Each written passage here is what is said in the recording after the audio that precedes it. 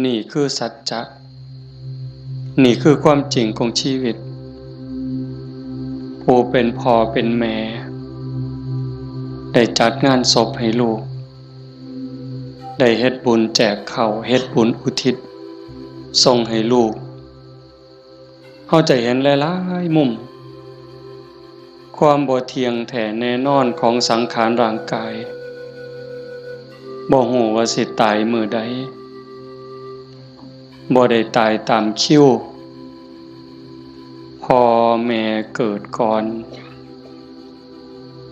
แทนที่สิไปก่อนแต่ว่านั้นมันก็บ่เป็นไปคือเฮาคิดเว้าอยู่ประจำว่าชีวิตเป็นของยืมโยมก็ลองทำความเข้าใจตามเด้ชีวิตเฮาทุกคนนี่เป็นของยืมมาจากธรรมชาติความจริงเป็นจังซั่นยืมมาจากดินจากน้ำจากลมจากไฟดินคือส่วนที่เข้มแข็งข้นแข็งเฮากินข้าวกินน้ำกินหมากใหม่ต่างๆขนมนมเนยก็เปลี่ยนสภาพส่วนที่เป็นธาตุดินก็กลายไปเป็นผมขนเล็บฟันหนังเนื้อเอ็นกระดูกตับไตไส้พุงน้ำที่เฮากลืนกินลงไปน้ำสะอาดน้ำสมน้ำหวานอีหยังก็แล้วแต่ผ่านลำคอลงไปปั๊บเขาก็สิเปลี่ยนสภาพไปเป็นน้ำเลือดน้ำเหลืองน้ำน้องน้ำดีน้ำเสลดน้ำลายนี่คือยืมจากธรรมชาติน้ำต่อน้ำลมต่อลมไฟต่อไฟดินต่อดินมื้อนี้เฮาก็สืบต่อจักว่าจักรอบลมหายใจเข้าหายใจออกนี่คือเอาดินไปต่อดินไฟที่ยังร่างกายให้อบอุ่นเผาอาหารให้ย่อยเฮ็ดร่างกายให้สุดโทรมเขาก็ทำหน้าที่ของเขาจังซี่ไฟก็สืบต่อกันไปเรื่อยๆลมก็สืบต่อกันไปเรื่อยๆถ้าส่วนใดส่วนหนึ่งเขาหยุดการทำงานชีวิตก็จบเพียงแค่ติดขัดธาตุดินธาตุน้ำธาตุลมธาตุไฟอันใดอันหนึ่งเพียงแต่เขาติดขัดของเล็กน้อยเฮาก็ป่วยเห็นบ่เฮาก็เกิดเจ็บป่วยขึ้นมาทันทีจังซั่นชีวิตเป็นของบ่ยั่งยืนความตายเป็นของยั่งยืนชีวิตเป็นของบ่เที่ยงความตายเป็นของเที่ยงแต่อาตมาเห็นญาติโยมได้ตั้งอกตั้งใจส่วนหนึ่งก็ดีใจนำคันสิว่าเสียใจก็แม่นอยู่ในส่วนที่ต้องจากกันไปโดยบ่มีมื้อกลับมาแต่ว่าในส่วนดีใจก็คือเห็นพี่เห็นน้องเห็นญาติเห็นโยมเข้าใจในเงื่อนไขของชีวิตว่ามันเกิดมาแล้วมันเอาความเจ็บมานำเอาความเฒ่าความแก่มานำเอาความพลัดพรากเอาความผิดหวังมานำแล้วสุดท้ายก็เอาความตายมาพร้อมในเมื่อญาติโยมเข้าใจจังซี่เฮาก็บ่ประมาทเผาปั๊บเก็บดูกเก็บอัฐิเฮาก็ถือโอกาสทำบุญอุทิศเลยบ่ในใจอาตมาก็สนับสนุนจริงๆการทำบุญอุทิศเลยนั้น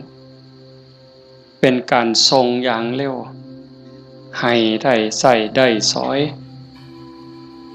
จริงๆมันก็บ่ต้องลงทุนลงแรงใส่เงินใส่ทองอีหยังหลายหลวง แล้วก็บ่แม่นเฮ็ดเทื่อนี้กันแล้วโยมสามารถเฮ็ดได้ซุมื้อนี่เว้าถึงการเฮ็ดบุญเด้คันเฮาบ่เข้าใจเพิ่นก็เฮ็ดถือของเพิ่นอยู่ปู่ย่าตายายแต่ว่าบางเทื่อมันโดนโพดอันนี้เฮาเว้าแบบตาบ่เห็นแต่เว้าด้วยเหตุผลคำสอนของศาสนาถ้าสมมติว่าผู้ที่ตายจากโลกนี้ไปตกทุกข์ได้ยากลำบากลำบนรอคอยกองบุญกองกุศลจากญาติผู้อยู่เบื้องหลังเฮาก็ว่าแต่บ่พร้อมบ่ทันมีเงินบ่ทันพร้อมถ้าปีหน้าก่อนถ้าปีฮื้อก่อนเป็นจังได๋เพราะเฮาบ่แน่ใจว่าผู้จากไปนั้นไปไสบุญก็มีบาปก็มีเพิ่นก็คือเฮาก็คือเพิ่นโยมก็คืออาตมาก็คือโยมบ่ต่างกันเด้บาปบุญเกิดจากความคิดเกิดจากคำเว้าเกิดจากการกระทำที่ถึงพร้อมด้วยเจตนาบางเทื่อก็ดีบางเทื่อก็ร้ายบางเทื่อก็ผิดบางเทื่อก็ถูกเฮาบ่สามารถสิยับยั้งตนเองได้ในคราวที่ใจดีด่าก็บ่เครียดเคยเป็นบ่โยมในคราวที่เฮาใจดีไผสิด่าก็บ่เครียดสิตีก็บ่เครียดแต่คราวที่หงุดหงิดหนหวยยิ้มใส่ดีๆเฮาก็หงุดหงิดเขาเว้านำดีๆก็หาเขาเว้าใส่หาว่าเขาย่อเย้ยนั่นคือจิตเศร้าหมองจิตบ่เป็นปกติจังสันชีวิตมันจังมีผิดมีถูกมีบุญมีบาปมีดีและบ่ดีในเมื่อจากไปเฮาก็บ่แน่ใจว่าผู้จากไปนี่ไปไสขันบ่ทันถึงความเป็นพระอริยเจ้าชั้นโสดาบันขึ้นไปนรกก็มีสิทธิ์เปรตก็มีสิทธิ์อสุรกายก็มีสิทธิ์สัตว์เดรัจฉานก็มีสิทธิ์มนุษย์ก็มีสิทธิ์เทวดามีสิทธิ์พรหมมีสิทธิ์จังซั่นถ้าเฮารอคอยไปเป็นเดือนเป็นปีหรือหลายปีถ้าเกิดญาติบุคคลอันเป็นที่รักที่จากไปตกทุกข์ได้ยากได้พบใดภูมิใดก็แล้วแต่รอคอยบุญกุศลที่ผู้อยู่เบื้องหลังสิเป็นพ่อแม่พี่น้องสามีภรรยาลูกเต่าเราหลานส่งไปให้บ่เฮ็ดบ่ส่งล่ะสิเป็นแนวใดทุกข์แล้วก็ทุกข์อีกทรมานแล้วก็ทรมานอีกแต่คันเฮาส่งบุญปั๊บคันตกทุกข์ได้ยากลำบากลำบนเฮ็ดบุญถูกเฮ็ดบุญแม่นตามคำสอนพระพุทธเจ้าผลบุญนั่นก็ส่งทันทีซอยเหลือทันทีคันดีอยู่แล้วมีความสุขอยู่แล้วก็ย่อมได้รับหลายยิ่งขึ้นสำบายยิ่งขึ้นมีความสุขยิ่งขึ้นกับเปรียบกับคือคนเฮาเนี่ยจากบ้าน บางเทื่อบ่ได้ตั้งตัวบ่ได้ตั้งใจคิดว่าแต่สิไปทางหน้ามันสิดีทุกข์ปั๊บจากบ้านไปตกหม้องทุกข์ยากลำบากงานก็หนักของกินก็บ่มีน้ำก็ยากข้าวก็ยากบ่อนหลับบ่อนนอนเสื้อผืนหมอนใบหกเหี่ยบ่สะอาดอากาศบ่ถ่ายเทเป็นแนวใดญาติพี่น้องก็บ่มีเงินฝากส่งไปซอยก็บ่มีนั่นก็คือทุกข์ต่อไปแต่คันถ้าบุญเจ้าของก็เฮ็ดไว้พอสมควรสร้างไว้ทำไว้จากโลกนี้ไปปั๊บก็คือไปสู่ที่ดีไปต่างบ้านต่างเฮือนบ่อนอยู่ก็ดีบ่อนนอนก็ดีบ่อนกินก็ดีอาหารการกินบ่อึดบ่อยากอยู่ในสถานที่ที่สะดวกสบายน้ำซ้ำพี่น้องก็ฝากเงินไปให้ส่งเงินไปให้กินบ่ไหวใส่บ่หมดนี่คือเหตุผลบอกญาติโยมทั้งหลายไว้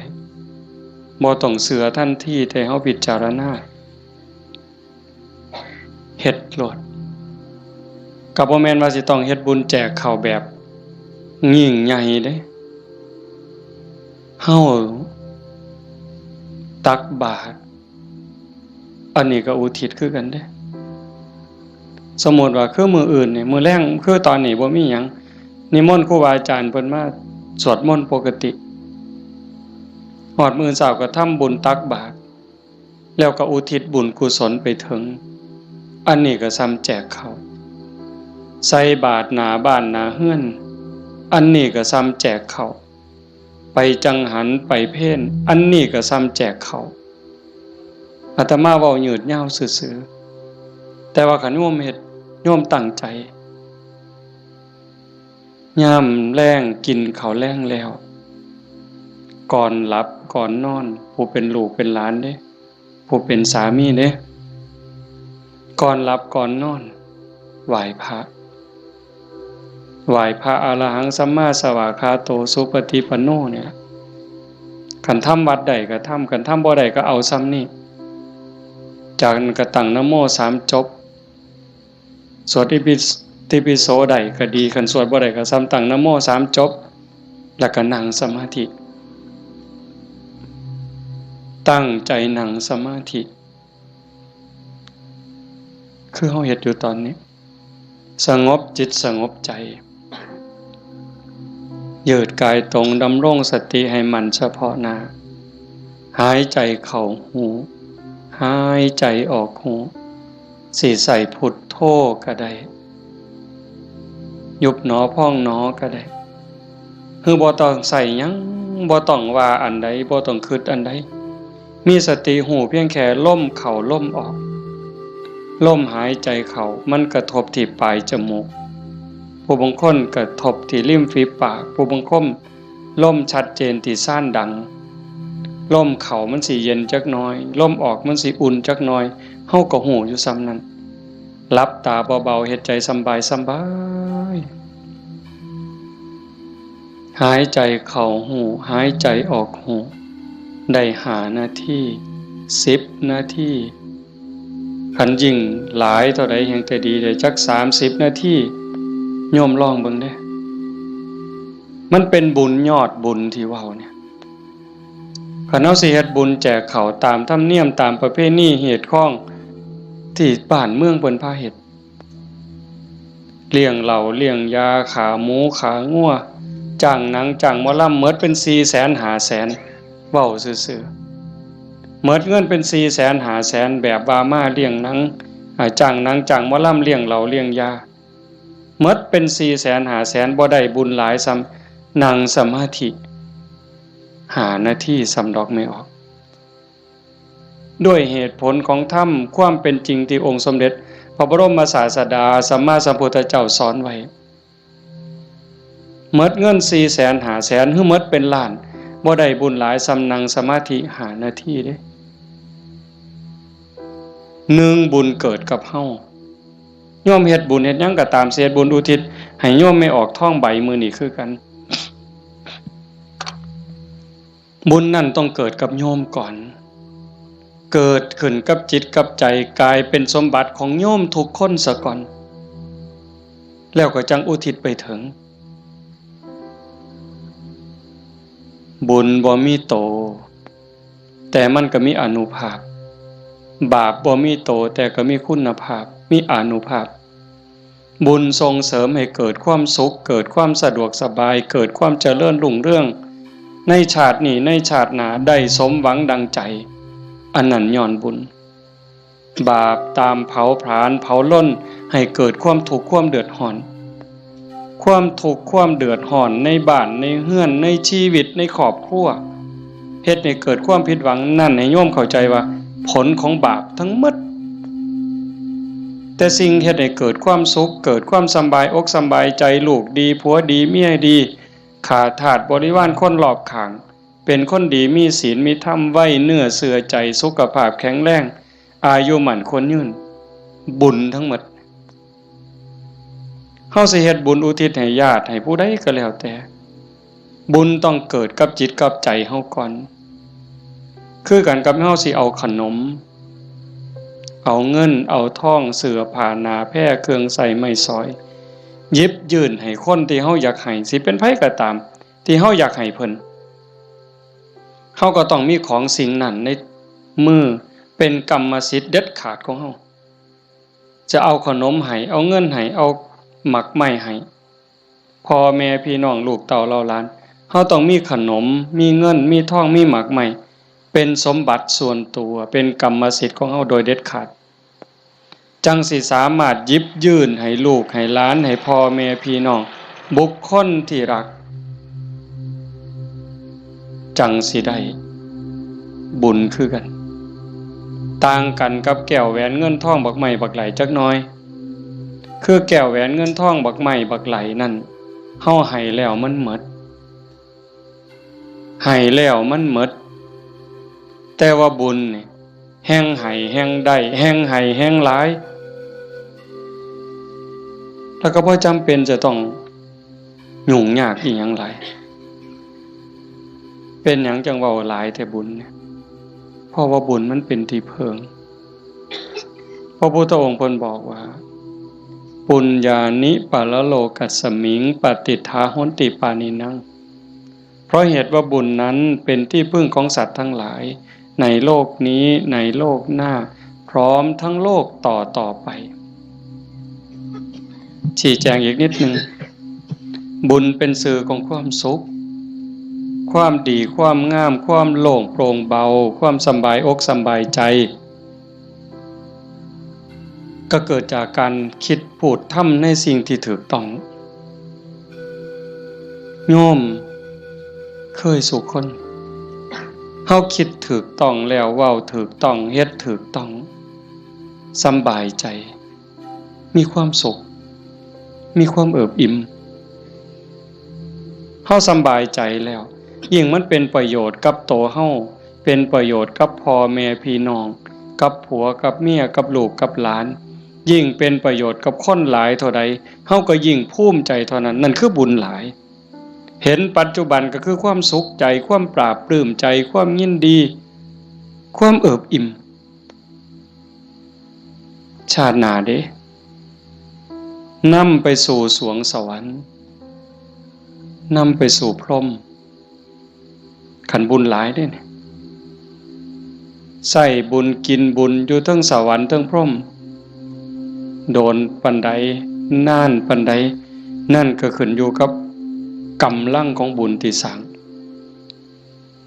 เมิดเวลาจากสวรรค์หรือจากพรหมกลับมาเกิดเป็นคนอีกขันกำลังบุญที่เฮ็ดที่ทำไว้มันหลายแม่นกลับมาเกิดเป็นคนอีกเถื่องามหน้าตาดีผิวพรรณดีสวดทรงดีสุ่มเสียงดีฐานะดีร่ำรวยสติปัญญาดีโรคภัยไข้เจ็บหน่อยอายุยืนไปไสก็มีคนหักมีคนนับหน้าถือตานี่กำลังบุญเด้แต่คันถามมันตรงกันข้ามคิดก็คิดผิดเว้าก็เว้าผิดเฮ็ดหยังก็เฮ็ดผิดเฮ็ดแล้วปั๊บกลับเป็นทุกข์ในปัจจุบันโยมก็เห็นอยู่เวลาเอาเฮ็ดผิดเว้าผิดศีลผิดธรรมผิดกฎหมายบ้านเมืองเดือดร้อนตั้งแต่เฮ็ดแล้วตอนเฮ็ดโดยอำนาจของกิเลสย้อนความโลภย้อนความโกรธโลภอยากได้ของเขาอยากลักของเขาอยากจี้ของเขาอยากยักยอกอยากคอร์รัปชันโกงกินเป็นจังได๋พอแต่เฮ็ดลงไปแล้วทุกข์เว้าด้วยความโกรธเว้าด้วยความอิจฉาริษยากระแทกแดกดันใส่หอดพ่อหอดแม่บางเทื่อหอดพระสงฆ์องค์ข้าเจ้าเว้าพื้นนินทาเว้าแล้วสะใจในขณะที่เว้าสะใจหลายเว้าแล้วคิดว่าโอ้ยมันสิบ่บาปบ่คิดที่หลังเป็นทุกข์บัดไหม้เจ้าของเผาเจ้าของเห็นบ่ในปัจจุบันก็เป็นทุกข์จังซี่เดือดร้อนจังซี่คันมันกว้างไปเท่าใดคนหู้เท่าใดเขาก็เกิดความรังเกียจเกิดความบ่ไว้ใจเกิดความบ่นับถือ ไปไสก็บ่ได้รับการต้อนรับเพียงแค่เว้าบ่จริงเว้าบ่แม่นเท่านั้นขี้ตัวเป็นคนบ่ซื่อบ่สัตย์เขาก็บ่ไว้วางใจซ้ำนี้ก็เดือดร้อนแล้วเด้ปัจจุบันเด้นี่คันจากโลกนี้ล่ะตายลงไปล่ะพูนลงนรกพุ่นเปรตพุ่นอสุรกายพุ่นสัตว์เดรัจฉานพุ่นใส่บาปใส่กรรมเมิดแล้วมาเกิดเป็นคนมันต้องมาเด้มาแน่นอนเด้มาเกิดเป็นคนเศษบาปตามมา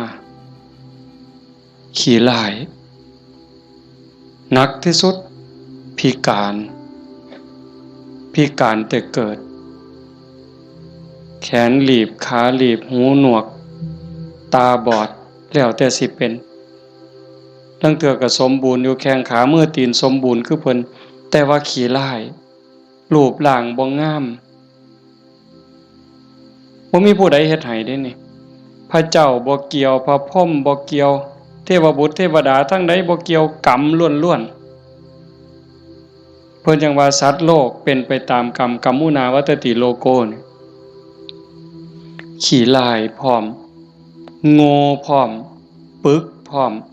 โรคภัยไข้เจ็บหลายโซ่ออดแอดเป็นจังได๋บัดมันบ่แม่นขี้ร้ายแต่เจ้าของเด้คันกรรมมันหลายๆบาปมันหลายๆเนี่ยเจ้าของทุกข์เจ้าของโง่เจ้าของขี้ร้ายแล้วได้ผัวก็ขี้ร้ายได้เมียก็ขี้ร้ายตื่มไปกิ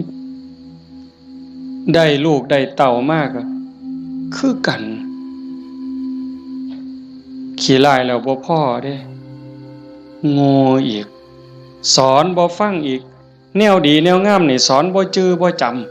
ำแต่ว่าแนวซั่วๆนี่บ่บอกมันจักเม็ดหาแต่เรื่องให้พ่อแม่เป็นทุกข์โยมเห็นบ่ตำบลบัวฮูงนี่ก็ตามอยู่ไสก็ตามซ่อมเบิ่งได้อย่าเสือเด้นั่นคือบาปเด้บ่ย้านสิเฮ็ดจังได๋บัดนี้ให้ผลตั้งแต่ปัจจุบันจนฮอดตายไปแล้วใส่บาปใส่กรรมแล้วกลับมาเกิดเป็นคนอีกเทื่อมันยังตามมาอยู่บาปเป็นสิ่งที่ต้องละต้องวางต้องย้านเด้โยมสิ่งที่น่าย้านที่สุดเฮาสิว่าย้านงูแม่นอยู่ย้านงูย้านปิงอาตมานี่ผู้หนึงย้านหลายย้านปิงย้านงูย้านขี้เกียจย้านกับแกะนักย้านผีผู้ใดบ่ย้านเนี่ยผีหลอกผู้ใดเคยเห็นมันบ่เคยเห็นแต่ว่าก็ย้านหมดซุคนอันนี้ก็แนวหนึ่งเด้ย้านผีย้านตายย้านทุกข์แต่ว่าย้านบาปบ่ย้านเว้ยผีมันก็บ่เคยเห็นอาตมาก็บ่เคยเห็นพ่อใหญ่แม่ใหญ่ผู้70 80ก็บ่ทันเคยเห็นผีแต่ว่าย้านอันบาปนี่เพิ่นบ่ย้านมันพาทุกข์พายากบ่มีอยู่บ่มีกินเฮ็ดให้ลำบากทุกข์อกทุกข์ใจอันนั้นมันบ่พากันย้านหวยคันคิดได้มันถึกย้านบาปพระพุทธเจ้าเพิ่นสอนให้ย้านบาปเพิ่นจังให้ละบาปทั้งปวงเฮ็ดบุญกุศลให้ถึงพร้อมแต่เฮ็ดบุญแล้วมันก็บ่ทันปลอดภัยไปสู่สวรรค์มันยังต้องกลับมาเกิดอีกไปสู่พรหมมันต้องกลับมาเกิดอีกเพิ่นจังให้ชำระจิตชำระใจให้สะอาดบริสุทธิ์สะจิตตะปริโยทปันนังการชำระจิตของตนให้ขาวรอบให้มันสะอาดบริสุทธิ์สิเดินจงกรมก็ได้สินั่งสมาธิก็ได้หรือแม้แต่เฮ็ดให้ใส่หน้าอยู่กลางทงกลางทาคันมีสติระลึกรู้ในอารมณ์ปัจจุบันฮู้ในอารมณ์พระกรรมฐานคันสมมุติว่าเฮาเบิ่งลมหายใจนี่เฮ็ดหน้าอยู่ก็เบิ่งลมได้ย่างน้ำก้นงัวก้นข้วยก็เบิ่งลมหายใจได้เข้าห้องน้ำห้องส้วมก็เบิ่งลมหันใจได้แม้กระทั่งยามนอนไหว้พระแล้วนั่งสมาธิแล้วบ่ไหวแล้วอยากนอนลงก่อนมันสิหลับก็เบิ่งลมหายใจได้คันเฮานอนลงไปหายใจเข้าหูหายใจออกหูหลับยามใดก็สร้าง เพิ่นบอกว่าคันเฮานอนหลับไปกับลมหายใจเนี่ยเทวดารักษามีผลหลายได้โยมเทวดารักษาคันเฮาเจ็บไข้ได้ป่วยโรคอย่างน้อยๆโรคบ่แห้งมันนั่นเถาะเศร้าโรคทางกายก็เบาบางโรคทางจิตทางใจก็เบาบางน้ำซ้ำก็ยังเป็นบุญอีกเทวดาคุ้มครองรักษาบ่ไหลตายเด้เพราะว่าตัวสมาธิเนี่ยคอยเฮ็ดคอยสร้างคอยทำจังสันโยมเฮ็ดบุญแจกเขาแต่มาจังว่าสนับสนุนเฮามีโอกาสมื้อต่อไปปีต่อไปเฮาจะเฮ็ดจัดเป็นการเป็นงานก็จังว่ากันอีกเทื่อนึงเฮ็ดดูบ่ผิดเฮ็ดบุญนี่บ่ผิดพระพุทธเจ้าเพิ่นบอกว่าเฮ็ดดูๆเฮ็ดบ่อยๆให้ทำความพอใจในบุญนั่น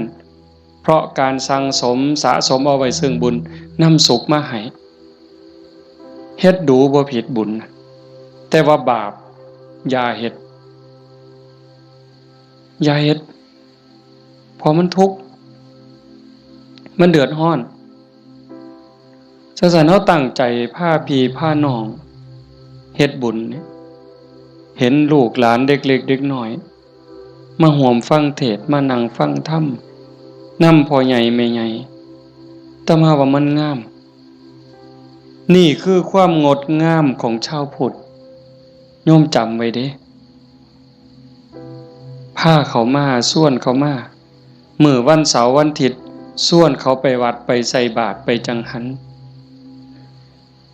ผู้ชายก็ให้หัดประเคนพระเขาเฮาสิได้ลูกดีหลานดีอาศัยผู้อื่นบ่ได้การศึกษาทางโรงเรียนบางเทื่อก็ลืมเรื่องเหล่านี้บางโรงเรียนเด้แต่ลังหม่องเพิ่นก็ยังดีอยู่พ่อแม่ปู่ตายายย่ายเฮานี่ล่ะแม่ป้าพ่อลุง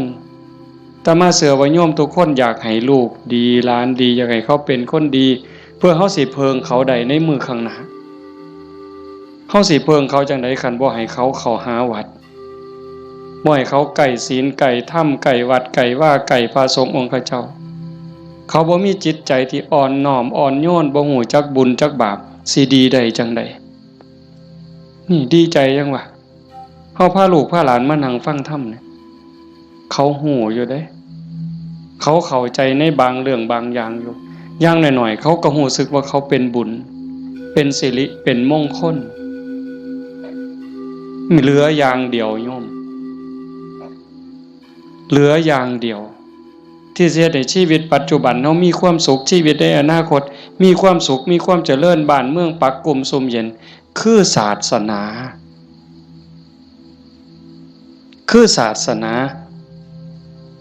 เรื่องกฎหมายนี่โยมเลิกยังเพิงบ่ได้ 100% ยิ่งพวกนักการเมืองสสต่างๆเศร้าเว้านำเลยพวกนั้นเพิงบ่ได้เข้าหาประโยชน์ใส่ตัวเขาต่างหากหักเข้าจริงๆบ่เป็นพี่เป็นน้องเขาจริงๆบ่บ่มีดอกคันเขาหักเข้าจริงๆนะหักบ้านหักเมืองจริงๆเขาต้องเฮ็ดสวัสดิการให้เฮาได้หลายบ่ต้องเอาของมาแจกดอกบ่ต้องเอาเงินเอาทองเอาเขาเอาของมาให้เฮาดอกพูนเขาไปสภาพพุ่นนำความทุกข์ความเดือดร้อนเฮาไปเว้าเป็นเรื่องเป็นราวต่อสู้เพื่อให้เกิดความมั่นคงในการเป็นอยู่ของพี่น้องประชาชนแต่นี่เฮาบ่เห็นมีแต่ไปเถียงกันอยู่คนละมุมก็เถียงอย่างเดียวมุมนั้นเฮ็ดถูกกูก็สิเถียงเฮ็ดผิดก็สิเถียงเฮ็ดถูกก็สิเถียงนั่นคือเขาบ่ได้หวังประโยชน์กับเฮาแต่สิ่งที่เฮาเพิงได้คือศาสนาวัดว่าอารามครูบาอาจารย์หลวงปู่หลวงตามื้อใดครูบาอาจารย์บ่หวังดีกับเฮายามมื้อเช้า ไหว้พระทำวัดสวดมนต์กับแผ่เมตตาสัพเพสัตตาสัตว์ทั้งหลายที่เป็นเพื่อนทุกข์เกิดแก่เจ็บตายแผ่เมตตาแล้วก็กรวดน้ำอุทิศบุญกุศลบ่มีที่สุดบ่มีประมาณยามเช้ามาบิณฑบาตคือแม่โยมสิไปวัดไปจังหันไปเพ่นให้พรเพิ่นบ่ได้ให้เล่นเด้สัพพิติโยนั่นคือเอาจิตเอาใจเอาความหวังดีปรารถนาดีอุทิศให้ยิ่งได้เจริญสมาธิเจริญภาวนาจิตสงบจิตมีพลังโยมหูเองเนี่ยโยมทุกคนหูเองเนี่ยนั่งฟังอาตมาเว้ามานี่มัน30นาทีแล้วโยมฟังอาตมาเทศมา30นาทีคนที่ตั้งใจนั่งสมาธิฟังแต่แรกสิรู้สึกว่าตอนนี้กายเบากายโยมเบาใจโยมเบาใจมันสงบใจมันมีกำลังใจโยมเริ่มมีความสุขลึกๆเนี่ยพิสูจน์ได้คำสอนพระพุทธเจ้ามันบ่ได้ล้าสมัยอีกยังท่านสมัยล้ำสมัยไปอีกล้านปีพุ่นโยมเป็นพยานเด้อาตมาบ่ได้เว้าเอาเองเด้ทุกคนที่นั่งสมาธิฟังธรรมน้อมจิตน้อมใจลงสู่กระแสธรรมตอนนี้กายเริ่มเบาจิตเริ่มเบาความเอิบอิ่มรู้สึกปลื้มใจในตนเองมันเกิดนี่คือบุญเนี่ยแต่มาจังหวะแต่ตอนแรกโอ้ยอย่าว่าแต่500,000ต่อให้100 ล้านเฮ็ดบุญตามเขาว่าเนี่ยบ่มีเหล้าบ่มีบุญบ่มีเหล้าบ่เป็นบุญบ่ขาหมูขางัวบ่เป็นบุญบ่มีหนังบ่มีหมอลำบ่เป็นบุญพวกหมู่นั้นต่อให้100 ล้านสภาพที่จิตใจเป็นสุขสงบร่มเย็นมั่นใจมันย่อมมั่นใจเด้แต่การเฮ็ดแบบนั้นเฮาสิมีอารมณ์เย็นแบบนี้บ่สิมีความรู้สึกอบอุ่นใจปราบปลื้มใจยินดีใจมั่นใจว่าญาติตายไปแล้วสิได้บุญบ่มีดอกนั่นเว้าซื่อๆเชื่อซื่อๆมีความเชื่อแล้วก็ถูเอาสีขางเขาถูเพิ่นว่าหุ่นลู่ว่าไปซื่อๆเฮาก็ลองหลับตาเบิ่ง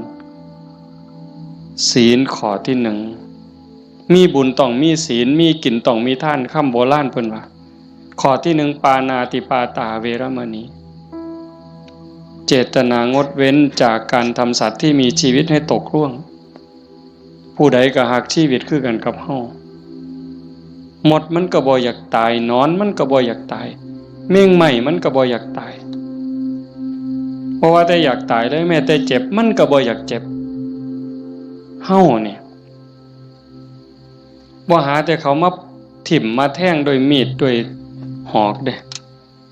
ตั้งแต่หมอฉีดยาเฮาเจ็บเฮาป่วยสิฉีดยาให้เฮาหายเจ็บหายป่วยบางเทื่อเฮาก็ย้านเจ็บภาษาเข็มฉีดยาซำนั้นแล้วเขาบ่ได้ฉีดให้ตายบ่ได้ฉีดให้ทุกข์ทรมานอีหยังฉีดยาเพื่อรักษาโรคเจ็บไข้ได้ป่วยเพื่อให้เฮาได้แข็งแรงเฮายังย้านนี่แค่เจ็บเด้เนี่ยสินับภาษาหยังบัดนี้เอาค้อนทุบหัวเขาเอามีดปาดคอเขาเอาใจเขามาใส่ใจเฮาทบทวนจังซี่เฮาก็เห็น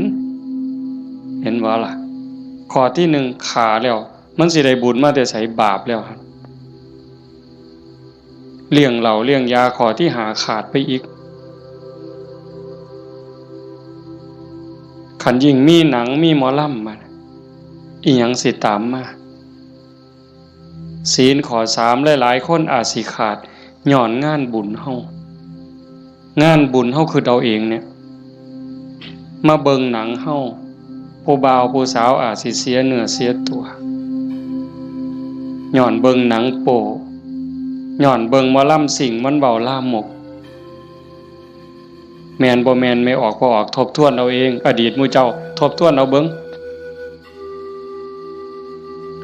หนังขาหนังแกงกินเหล้าเมายาแล้วตีกันตื้มบัดนี้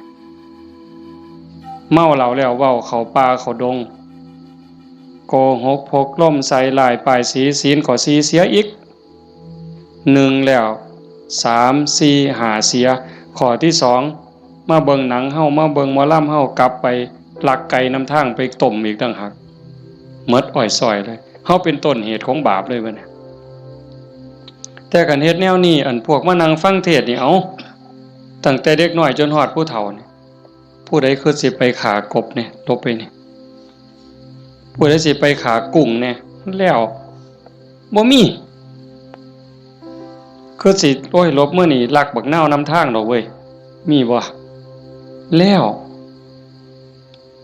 สิไปผิดผัวผิดเมียเขาดอกคิดก็บ่กล้าเฮาเชื่อมั่นแล้วเด้บาปมีบุญมีชาติหน้าชาติก่อนมีนรกสวรรค์มีเฮ็ดดีดีจริงเฮ็ดชั่วจริงผู้ใดเฮ็ดอันใดได้อันนั้นหว่านพืชเช่นไรได้ผลเช่นนั้นเห็นบ่สิไปผิดผัวผิดเมียไผมันสิไปกล้าซั่นบ่สิไปเว้าตัวคนสิไปยู่ให้คนผิดกันสิไปเว้าปากพ่อยๆมาสิกล้าบาปมันอยู่นำเจ้าของเนี่ยเฮ็ดบาปก็ได้บาปเฮ็ดบุญก็ได้บุญมันอยู่นำเจ้าของนี่สิไปดื่มเสพเครื่องดองของเมาเฮ็ดให้เจ้าของเสียสุขภาพกายเสียสุขภาพจิตเสียเงินเสียทองเฮ็ดให้ขาดความเคารพนับถือเฮ็ดให้เด็กน้อยมันดูหมิ่นดูแค้นเฮาบ่แม่นคนโง่ปานนั้นเห็นบ่เฮาเห็นสภาพบุญเด่นๆอยู่จังซี่ไม่เป็นตาภูมิใจอะโยมคันสิเว้าเนาะคันบุญโยมบ่หลายเนี่ยโยมบ่ได้เกิดเป็นคนบ่ได้เป็นมนุษย์คันบุญบ่หลายพ่อบ่ได้เกิดเป็นคนไทยดอกโยมบ่ได้เกิดในผืนแผ่นดินไทยบ่ได้เกิดใต้ร่มใบบุญของนายหลวงเด้บุญบ่หลายพ่อบ่ได้นับถือพระพุทธศาสนานับถือพุทธศาสนาแล้วบุญบ่หลายพ่อบ่ได้เกิดในบ้านที่มีวัดมีว่ามีครูบาอาจารย์เอิ้นเข้าหาศีลหาธรรมบ่มีกัลยาณมิตรบ่มีพี่มีน้องที่ฮักศีลฮักธรรมนำกันบ้านโน่นตุนเฮาก็สิบ่ใหญ่ปานใดจักหลังคา85คันเฮาบ่ฮักศีลฮักธรรมคันบุญบ่หลายเฮาบ่มาโฮมกันหลายปานนี้หลายคนก็อาจสิล้าสิเมื่อยตั้งแต่โยมไม่ออกท้องใบเพิ่นจากไปมางานศพ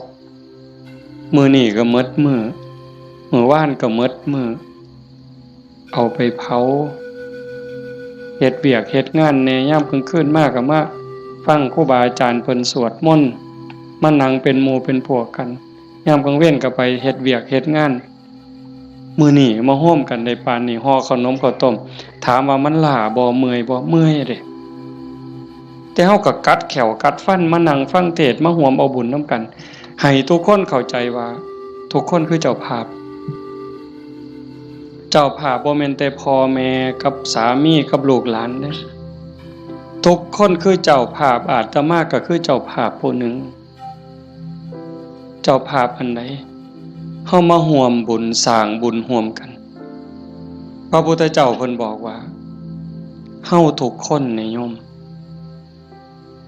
เคยตกนรกมาเมื่อเคยเป็นเปรตเป็นอสุรกายเป็นสัตว์เดรัจฉานเป็นเทวดาเป็นพรหมเป็นมนุษย์เกิดมานับชาติบ่ถ้วนกรีดลิงเล่ไล่เม่งใหม่ที่มันตอมหลอดไฟกบเขียดตั้งแต่นรกอเวจีไปไล่ตั้งแต่นรกจนไปถึงภวคพรหมบ่มีสัตว์โตใดบ่มีจิตวิญญาณดวงใดที่บ่เคยเกิดเป็นพ่อเป็นแม่เป็นพี่เป็นน้องเป็นผัวเป็นเมียเป็นญาติร่วมสายโลหิตเฮาเคยมาหมดแต่ว่าเฮาบุญหลายชาตินี้เนื่องจากว่าชาติก่อนๆพบก่อนๆเฮาเคยมีศีล5มีกุศลกรรมบท10ที่สร้างไว้ทำไว้พอสมควรจังส่งผลให้เฮาได้เกิดมาเป็นคนมาเป็นมนุษย์ผู้มีศีลละเอียดให้ทานไว้ดีรักษาศีลไว้ดีเจริญสมาธิไว้ดี รูปร่างหน้าตาผิวพรรณฐานะสติปัญญาจังดีจังงามกลัวกันเป็นขันเป็นตอนนั่นคือพลังบุญของเจ้าของจังสันโยมไม่ออกท่องใบสาสังที่เพิ่นจากไปแต่มาว่ากลับบ้านเก่าบ่ได้ตายดอกเมื่อบ้านเก่าอีหยังเมื่อบ้านเก่าดินเมื่อบ้านเก่าลมเมื่อบ้านเก่าไฟเมื่อบ้านเก่าน้ำเมื่อบ้านเก่าเพราะว่าเฮายืมเขามายืมจากธรรมชาติยืมจากดินน้ำลมไฟมาปั่นเป็นเนื้อเป็นตัวเมื่อเวลาเขาก็มาเอาขึ้นโยมเคยยืมเสียมไทบ้านบ่เคยยืมเสียมเคยยืมมีดเคยยืมบักจกเคยยืมขอดหน่อยเคยยืมขาดบ่ยืมเพิ่นมาเนี่ยสิสัญญาก็ตามบ่สัญญาก็ตามลางเทื่อเฮาสัญญาว่ายืมไปจักมื้อเนี่ยแต่เฮาเอามาเพิ่นก็ว่าเอาไปซะเอาไปใส่จักมื้อก็เอาไปตอนนั้นเพิ่นบ่ทันจำเป็นถ้าเกิดเฮาเอามาฮอดเฮือนปั๊บเพิ่นเกิดมีเรื่องจำเป็นขึ้นมาด่วนๆเพิ่นมาเอาคืนโอ้ข่อยเอามาเฮ็ดซะก่อนเด้อข่อยจำเป็นแล้วเฮาก็ว่าโอ้ยข่อยยืมของเจ้ามาตัวเฮาสิไปว่าจังได๋ต่อรองจังได๋บ่ได้เด้มันของเพิ่น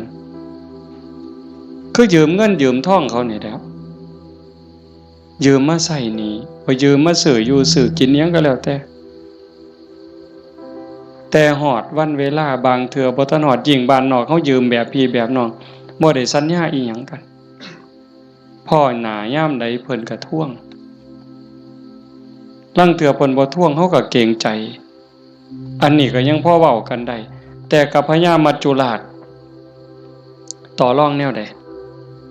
พญามัจจุราชบ่เห็นแก่เงินค่ำแม่นสิมีเงินกือไทยเอาบ่มีได้บ่สนไต่โตบ่สนผู้ใดมีอำนาจนายพลนายพันเจ้าใหญ่นายโตพระสงฆ์องค์เขาเจ้าคุณสมเด็จบ่งึดบ่สนใจซ้ำบ่เกรงใจอีกซ้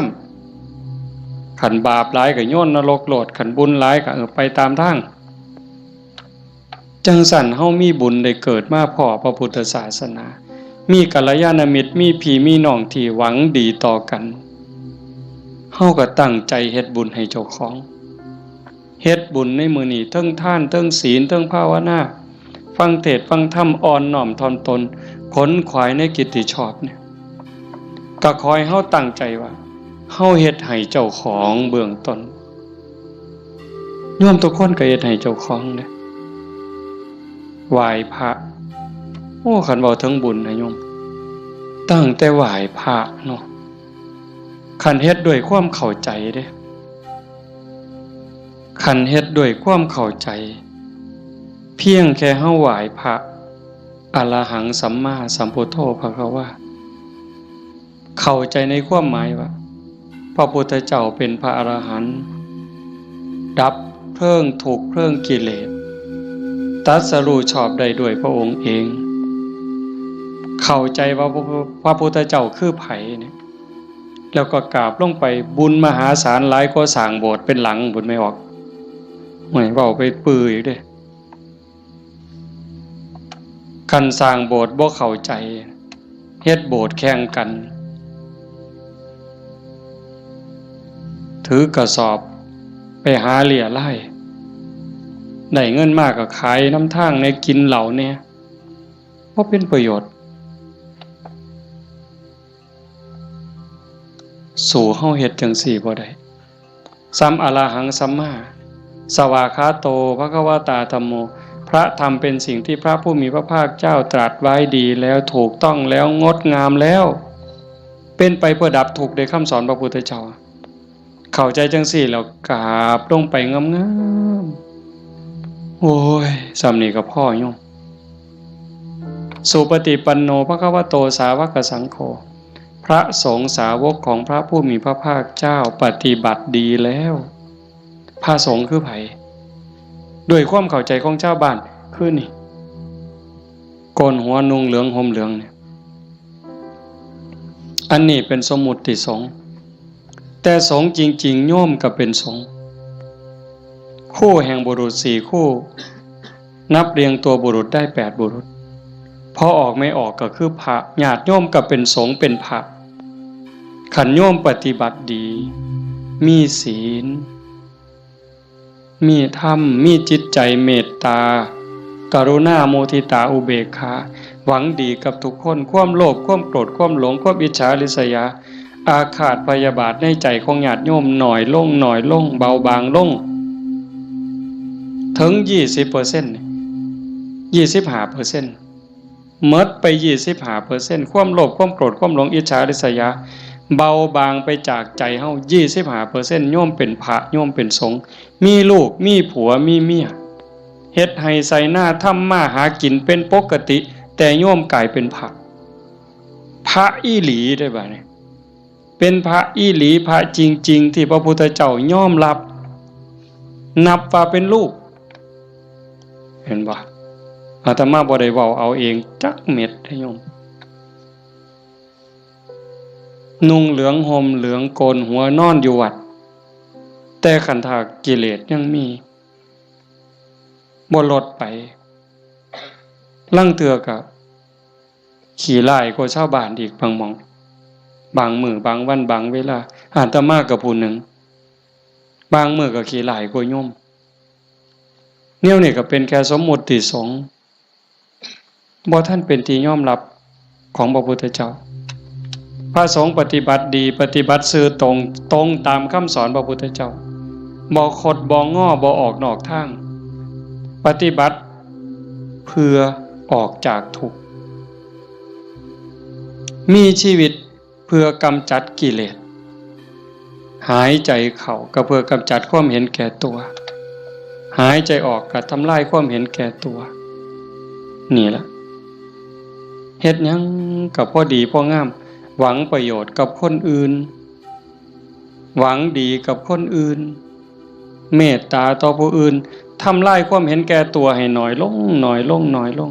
ทำลายแค่ความเห็นแก่ตัวให้มันเบาลงบางลงหน่อยไปนี่คือสงฆ์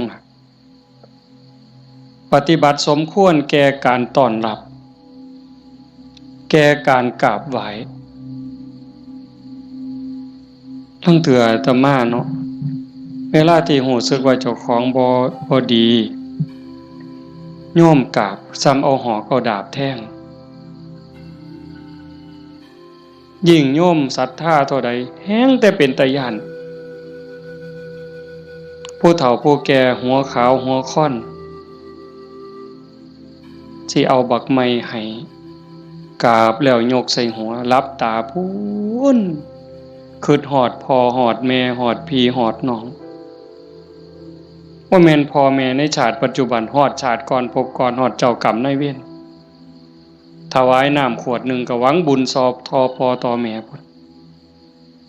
ให้ขนมนมเนยใส่บาตรญาติพกถวายผ้าถวายผ่อนเงินทองแก้วแหวนเขาบ่ให้ย้อนหักเด้ให้ย้อนอยากได้บุญบ่ให้ย้อนหลงแต่ว่าให้ย้อนอยากได้บุญเกิดกับเจ้าของแล้วอุทิศไปให้พ่อแม่โย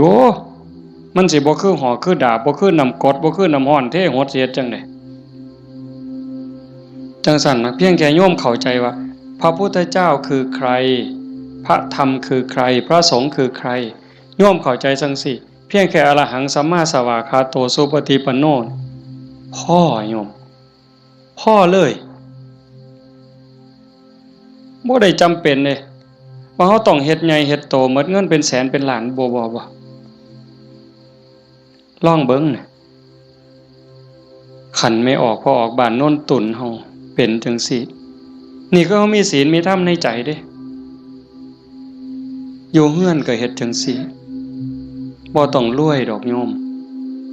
บ่ต้องรวยแล้วบ่ได้มีความสุขดอกคันบ่มีศีลบ่มีธรรมนั่นอยู่ซ้ำเฮาอยู่เฮ็ดอยู่เฮ็ดกินพ่อสมมาภาควรบ่เดือดร้อนตนเองบ่เดือดร้อนผู้อื่นก็พอได้อยู่ได้กินแต่ว่าให้จิตใจมีธรรมะเพิงผ้าอาศัยหยิบยื่นแบ่งปัน ซอยเหลือเกื้อกูลคือโยมเป็นกันอยู่เห็นว่าทุกคนคือพี่คือน้องทุกคนคือเพื่อนร่วมทุกข์เกิดแก่เจ็บตายมีความสุขบ่คันอยู่แบบนี้ก็บ่แม่นสิเงียบแบบนี้เลยได้ก็เว้ากันนำจากันนำแต่ว่าให้จิตใจเฮาเป็นจังซี่เข้าใจกันฮักกันคือพี่คือน้องเป็นแนวใดผู้จากไปก็สำบายใจเอาสมมุติว่าคือโยมไม่ออกท้องใบเพิ่นจากเข้าไปเนี่ยก็บ่ไปไสดอกความเป็นจริงอยู่นำเฮานี่ล่ะจริงๆบ่ได้ไปไสเด้เพียงแค่ธาตุดินน้ำลมไฟกลับคืนสู่ธรรมชาติดวงจิตดวงวิญญาณเดินทางไปตามบุญตามบาปของตนเองญาติพี่น้องผู้อยู่เบื้องหลังก็อุทิศบุญกุศลไปให้แต่ว่าด้วยสภาวะความผูกพันความเป็นลูกเพิ่นเป็นลูกของพ่อใหญ่ท้องมาแม่ใหญ่ที่พ่อแม่ก็สิ้นไปแล้วแม่นบ่เฮาตั้งใจเฮ็ดบุญอุทิศไปนำเนาะแต่มาเข้าใจผิดเอาก็บ่เป็นหยังพ่อใหญ่ท้องมาแม่ใหญ่ที่คือกันที่เฮาว่าจากไปเพิ่นก็บ่ได้ไปไสเลือดเนื้อเพิ่นอยู่นำเฮาแม่นบ่โยมไม่ออกท้องใบคือกันเพิ่นแบ่งเลือดแบ่งเนื้อมาเป็นโตเฮาเพิ่นก็อยู่นี้อยู่ในโตเฮานี้คำสอนคำสั่งคำบอกอันนี้เด้อลูกอันนี้เด้อหลาอันนี้เด้อคำเอิ้นบักหลาเอิ้นอีนางเอิ้นทองคำอีแม่แม่นบ่เพิ่นเอิ้นจังซั่นเด้บักหลาอีนางทองคำอีแม่เพิ่นว่าอันนี้มันถูกเด้ออันนี้มันดีเด้ออันนี้มันบ่แม่นอันนี้มันบ่ถูกอย่าพากันเฮ็ดมันบาปอย่าเว้าจังซั่นมันบาปคันเว้าจังซี่เว้าจังซี่แม่นแล้วบักหลาอีนางสาธุโอ้ยใจแม่นเจ้าเว้าดีใจแม่นเจ้าเว้าถูกนี่คือคำสอนฮักกันเด้อันนี้เอื้อยเด้อันนี้อ้ายเด้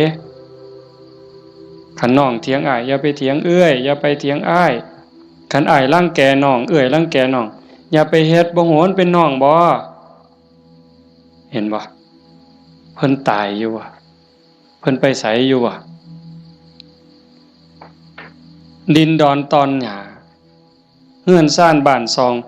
จากเหงื่อจากแห้งอาบเหงื่อตังน้ำสร้างหลักฐานให้ลูกได้อยู่เป็นของเพิ่นบ่จังว่าคันคิดฮอดพ่อคิดฮอดแม่นั่นก็ฮักพี่ฮักน้องอยากให้พ่อแม่ได้กินข้าวกินน้ำนุ่งเสื้อผ้าหน้าแพรดีๆงามๆคันแม่นพ่อแม่บ่อยู่นำเป็นเนื้อเป็นตัวแล้วก็เฮ็ดกับพี่กับน้องนั่นล่ะอยากเว้ากับพ่อแม่ม่วนๆก็เว้ากับพี่กับน้องนี่ล่ะเว้ากับป้ากับลุงมันคักแท้เด้โยมคันเฮาคิดให้มันเข้าใจนี่พ่อแม่บ่ไปไสปู่ย่าตายายบ่ไปไสแล้วทุกคนก็คือพี่คือน้องเข้าใจให้มันคักๆเข้าใจดีๆในคำสอนพระพุทธเจ้าประเสริฐที่สุดบ่มีศาสนาใดสิสอนความจริงความถูกต้องงดงามเกินพระพุทธเจ้าบ่มีผู้ใดสิฮักเฮาหวังดีต่อเฮาเกินพระพุทธเจ้าจังบอกคำสอนเอาไว้เพิ่นบ่บอกให้เฮาไปทำพิธีอันนั้นอันนี้ดอกอันนั้นบ่แม่นพิธีสะเดาะเคราะห์ต่อชะตาเสริมดวงพระพุทธเจ้าบ่สอนบ่แม่นเว้าดีต่อกันนี่พระพุทธเจ้าสอนคิดถูกต้องพูดถูกต้องทำถูกต้องจากถูกต้องก็จังไปสู่ดีงามอย่าว่าดีเด้อย่าว่าดีก่อนดียังบ่ทันถูกต้องเด้คันคนเขามักกินเหล้าเฮาซื้อเหล้าสู้กินเขาว่าดีเด้แม่นบ่ล่ะคันพวกผู้ชายมักเล่นมักเที่ยวมีหมู่พาไปเที่ยวซ่องเขาว่าบักนี่ดีเด้พวกมักเล่นไพ่เล่นไฮโลเล่นการพนันส่วนเฮาไปเล่น ต้มไก่สู้กินพร้อมเล่นเอาเงินเอาพร้อมยังว่าดีอยู่เด้หั่นแต่มันบ่ถูกแต่คันมีคำว่าถูกต้องแล้วคิดถูกต้องเว้าถูกต้องกระทำถูกต้องดีงามตามมาบ่เสียหายจังซั่นจากนี้เป็นต้นไปเฮาบ่ว่ามื้อใดเฮาสิจากโลกนี้บ่มีผู้ใดฮู้จักคนว่าเฮามีเวลาอยู่ในโลกนี้อีกจักมื้อจักปีจักเดือนจักวันจักเวลาจักชั่วโมงจักนาทีบ่ฮู้จักคนโซ่ก็ตายบ่โซ่ก็ตายเด็กน้อยก็ตายหนุ่มสาวก็ตายผู้เฒ่าผู้แก่ก็ตายเฮ็ดจังได๋สิไปว่าถามื้อนั้นก่อนถามื้อนี้ก่อนโอ้ยมันต่อรองได้ซะบ่มื้อนี้เฮายังมีสติมีปัญญาบ่เจ็บบ่ไข้โยมเอ้ยเฮาบ่ได้เจ็บบ่ได้ไข้บ่โรคบ่ได้ป่วยเฮ็ดหยังได้ให้เฮ็ดยิ่งกับพ่อกับแม่นี่เด้อฟ้าวเฮ็ดคันพ่อแม่เพิ่นยังมีชีวิตโอ้ผู้นั้นบุญหลายเด้อผู้พ่อแม่ยังมีชีวิตอยู่นี่ผู้นั้นมันบุญหลายเกินบุญโยมเป็นหยังพ่อแม่เพิ่นทุ่มเทให้เฮาหมดชีวิตเป็นครูคนแรกเป็นเทวดาของบุตรเป็นพรหมของบุตรเป็นพระอรหันต์ของบุตรทุกสิ่งทุกอย่างที่พ่อแม่เพิ่นมีเพิ่นให้เฮาหมดเฮาอยากรู้ว่าพ่อแม่นี่ฮักเฮาส่ำใดทุ่มเทเสียสละเพื่อเฮาส่ำใดโยมบ่ต้องไปถามเพิ่นดอกโยมถามเจ้าของถามเจ้าของพวกเฮาเป็นพ่อคนแม่คนโยมฮักลูกตั้งแต่มื้อใด โยมไม่ออกเด้โยมพอออกก็คือกันนั่นล่ะฮักลูกตั้งแต่มื้อใดฮักลูกตั้งแต่ว่ามีลูกเกิดในท้องแม่นบ่ไม่ออกฮะพอรู้สึกว่าตั้งท้องปั๊บเนี่ยไม่ออกนี่ฮักแล้วเด้ทุ่มเทความฮักให้กับลูกในท้องแล้วพ่อก็คือกันผัวคือกันทั้งที่บ่ฮู้ได้นี่ว่าลูกสิเกิดเป็นผู้หญิงเป็นผู้ชายสิขี้ร้ายหรือสิงามสิโง่หรือสิฉลาดสิพิการหรือบ่พิการสิเป็นพระหรือสิเป็นมหาโจรโยมบ่ฮู้เลยลูกในท้องนี่สิเป็นหญิงเป็นชายพิการหรือบ่สิเป็นพระดีจิตใจดีใจงามซ้ำพระเกินพระหรือสิเป็นมหาโจรยิ่งกว่ามหาโจรโยมบ่เกี่ยวฮักอย่างเดียวเลยบัดนี้แม่นบ่ไม่ออกแม่นอยู่ว่าแนวนี้เพิ่นก็คือเฮาบัดนี้หาได้บาทใดก็เพื่อลูกหาได้บักไม้บักไหลผู้ผัวไปป่าไปดงได้บักไม้บักไหลก็จะเอามาให้เมียกินเพื่อให้ลูกแข็งแรงพุ่นเด้คันว่ามันสิคลอดง่ายลูกสิแข็งแรงสิคลอดง่ายเมียน้ำนมสิหลายหามาเห็นบ่มือคลอดก็เกือบล้มเกือบตายผู้คนก็ตายอีหลีจักเจ็บจักปวดพอปานใดแต่เครียดให้ลูกบ่บ่ได้เครียดให้ลูกอยู่ไฟเดือน4เดือน5ม่วนซั่นบ่ตั้งแต่อยู่ใต้ห่มไม้เอาผ้าวี่มันก็เหงื่อแตกเหงื่อแตนนั่นนางฝิงไฟเด้นางฝิงไฟเดือน4เดือน5ต้มน้ำร้อนสดน้ำร้อนกินน้ำร้อนบัดแนวกินกับข้าวได้กินข้าวกับเกลือ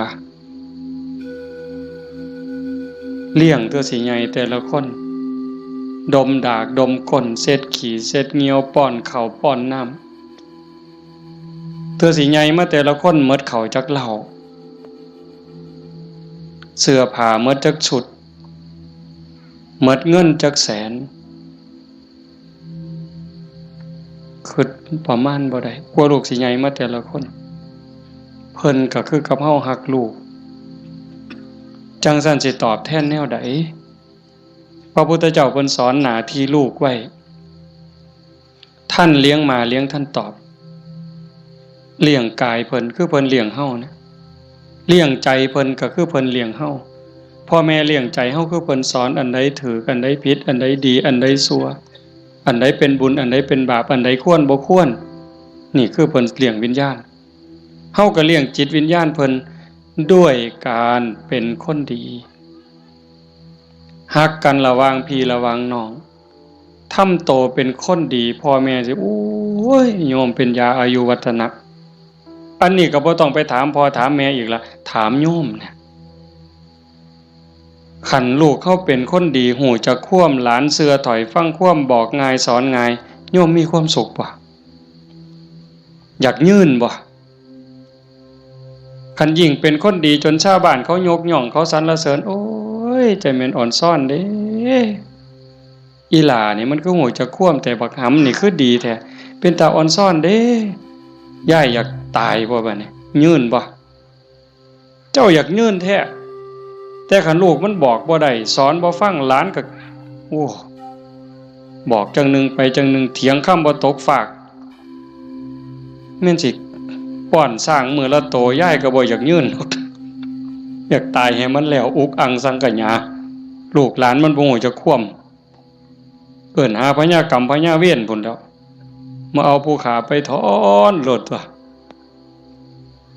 แต่สั่นยังว่าเลี้ยงพ่อเลี้ยงแม่เลี้ยงกายเลี้ยงใจพุทธเจ้าเพิ่นบอกเด้ท่านเลี้ยงมาเลี้ยงทั้งตอบทำการงานของท่านซอยเวียกซอยงานส่วนเหือส่วนแห้งเพิ่นบ่บอกก็เฮ็ดแนวเฮ็ดได้แนวมันถูกต้องดีงามส่วนเวียกส่วนงานเพิ่นนี่คือเรื่องที่สองท่านเลี้ยงมาแล้วเลี้ยงท่านตอบตามกิจการงานของท่านรักษาวงตระกูลมิให้ตกต่ำอันนี้หน้าที่ลูกเด้รักษาวงตระกูลอย่าให้ตกต่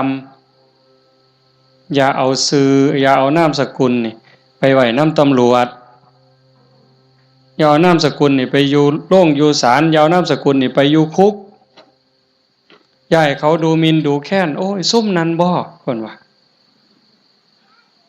เป็นจังได๋คันลูกสาวก็บ่รักนวลสงวนตัวไปเที่ยวทั่วทิพย์คันลูกชายก็นักเลงจักกินเหล้าเมายาจักฆ่าจักยาเสพติดอีหยังลักศกจกหอขาคนตีคนนี่รักษาวงตระกูลบ่ได้คนเขาก็ดูถูกดูหมิ่นดูแค้นพ่อแม่ปู่ย่าตายายขายหน้าขายตาลูกติดคุกพ่อแม่ก็ติดนำติดบ่ไม่ออกว่าโตอยู่นอกคุกแต่ใจไปอยู่คุกคันลูกบวชพ่อแม่ก็บวชนำพุ่นโตอยู่ทงพุ่นแต่ว่าใจอยู่วัดเห็นบ่รักษาวงตระกูลมิให้ตกต่ำอย่าให้เขาดูหมิ่นดูแค้นให้เขาดูทุกข์ทำตนให้สมควรแก่การรับทรัพย์มรดกคันเฮาเป็นคนดีมีศีลมีธรรมขยันมันเพียรทำมาหากินพ่อแม่ทั้งหลายเพิ่นสิแพงฮอดเวลาอันสมควรหาผัวหาเมียให้แบ่งทรัพย์สมบัติให้หวังเพิงให้ลูกแล้วพ่อแม่ก็สำบายใจแต่คันแม่นเหล้าก็กินเลขก็เล่นมาซุแนวฮอดหมากัดกันก็ลงก็สะเว้าเลยหมากัดกันก็เอาตัวแดงเด้อเพิ่นว่ามันนั่นว่ากูเอาตัวด่าง บ่าใหญ่แล้วมันเอาไปว่าไปนั่งอยู่ข้างทางรถคันนั้นมึงว่าเลขสุดท้ายมันเป็นตัวขี่กับตัวขู่ยังว่าอยู่สมองมีแต่การพนันบ่ต้องว่าถึงบังไฟเลยตายแซ่นี่คันลูกเป็นคนขยันมันเพียรบ่ยุ่งเกี่ยวกับการพนันบ่ยุ่งเกี่ยวกับยาเสพติดมีความกตัญญูรู้คุณหาอยู่หากินได้ก็ไปส่งพ่อส่งแม่ฮักพี่ฮักน้องพ่อแม่ภูมิใจเลยทำตนให้สมควรแก่การรับทรัพย์มรดกอันสุดท้ายเมื่อท่านล่วงลับไปแล้วทำบุญอุทิศให้ก็คือเอาเฮ็ดมื้อนี้เพิ่นจากไปแล้วเขาก็ทำบุญอุทิศหาทำบุญเพื่ออุทิศแปลว่าให้ทำบุญให้พ่อให้แม่ให้ปู่ย่าตายายบรรพบุรุษโยมไม่เข้าใจว่าพ่อแม่ปู่ย่าตายายเฮาบ่แม่นแต่ปัจจุบันเฮาเกิดมาเป็นหลายกว่าล้านชาตินะโยมพ่อแม่เฮาก็หลายกว่าล้านคนบางคนอาจสิอยู่นรกบางคนอาจอยู่เปรตบางคนอสุรกาย บางคนเกิดเป็นสัตว์เดรัจฉานบางคนเกิดเทวดาบางคนเกิดเป็นพรหมจังสันเฮาก็อุทิศบุญไปให้โอ้ชาโนดโสนีพราหมณ์นี่ไปถามพระพุทธเจ้าขันโยมปวดขากับพริกเด้อแต่มาอยากให้มันได้ประโยชน์ได้หลายมันพอมีแห้งเบากับเบาจริงๆหนังมานำรดอยากนอนเมื่อยกูสิเทศได้บ่น้อมาเห็นญาติโยมเรียบร้อยมันเลยมีแห้งตายก็สร้างมันเถาะมันดีใจอะโยมอีหลีเด้บ่แม่นปากหวานเนี่ยอยากเห็นจังซี่แหมคันเป็นแนวนี้ประเทศไทยมันก็อยู่ได้ชาโนดโสนีพราหมณ์นี่เพิ่นทำบุญดูๆทำบุญบ่อยๆแต่ทำนอกศาสนาดอกบางเทื่อก็ทำในพุทธศาสนาบางแล้วก็บ่ทันเข้าใจหยังหลายไปกราบทูลถามพระพุทธเจ้าข้าแต่พระองค์ผู้เจริญข้าพระองค์ทำบุญบ่อยๆเฮ็ดบุญบ่อยๆแล้วอุทิศให้กับญาติที่ล่วงลับอยากรู้ว่าญาติของเก่ากับผมนี่สิได้บุญบ่พระพุทธเจ้าเพิ่นบอกว่าดูก่อนพราหมณ์มันแล้วแต่ฐานะแล้วแต่ฐานะนั้นแนวใดเพิ่นก็เลยขอให้พระพุทธเจ้าอธิบายให้ฟังพระพุทธเจ้าว่ามันก็มีหลายองค์ประกอบแห่งเด้1ล่ะญาติของเฮาที่ตายจากไปเขาไปไสคันไปตกนรกก็บ่ได้ทันทีนรก457หลุม457ขุมเนี่ยนรกพ่อแม่เฮาไปตกนรกก็บ่ได้ทันทีมีแต่การทรมานสิได้ก็ย้อนเพิ่นฮู้เรื่องแล้วก็อนุโมทนาสาธุโดยความยินดีก็จังสิได้2คันไปเกิดเป็นเปรต12ชนิดได้บุญทันทีที่รอคอยอยู่นำเฮานี่ถ้าเอาทันทีนี่ปรตโตปชีวี1 12นี่ได้1แต่อีก11ต้องรอคอยได้รู้เรื่องรู้ราวอนุโมทนาสาธุจังได๋อสุรกายคือกันสัตว์เดรัจฉานเป็นหยังแน่ล่ะนั่นเฮาอยู่นั่นก็พ่อแม่เฮาคือกันผัวเมียเฮาคือกันชาติหนึ่งพบหนึ่งบ่เว้าเล่นได้โยมเขาบ่ได้เลยนะฮู้เรื่องบ่เนี่ยเฮาว่าเอากวดน้ำรับพรหมอหน่อยมันสิตั้งใจรับพรนำเฮาบ่บ่ฮู้เรื่องเด้กินนู่นฮู้บ่แมงไหม้ฮู้บ่ปูปลาฮู้บ่แล้วบ่ฮู้ได้บ่ได้เด้เนี่ยเขากินหยังเขาก็กินอาหารของเขาเทวดาล่ะ